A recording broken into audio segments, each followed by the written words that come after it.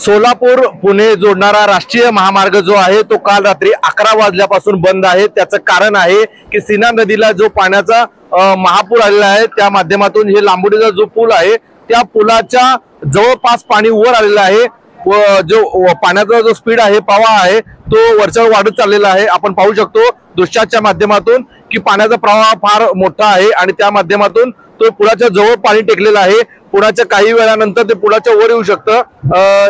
यासाठी जे इथलं सोलापूर जिल्हा प्रशासन आहे त्यांच्या वतीनं खबरदारी म्हणून या वाहतूक बंद केलेली आहे। काल रात्री 11 वाजल्यापासून आता दुपारचे 1:30 वाजलेले आहेत।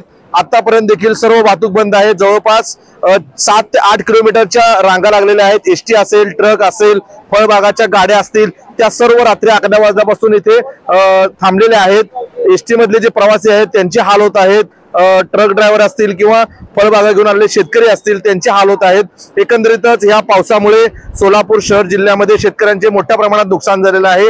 काही वेळापूर्वी लांबोटीच्या या पुलापाशी दस्तूरखुद्द उपमुख्यमंत्री अजित पवार यांनी पाहणी केलेली आहे आणि प्रशासनाला सूचना दिलेल्या आहेत तात्काळ पंचनामे करावेत आणि पंचनामे करून शेतकऱ्यांना मदत करावी, त्याची माहिती प्रशासनाला कळवावी अशी माहिती देखील उपमुख्यमंत्री अजित पवार यांनी दिलेली आहे।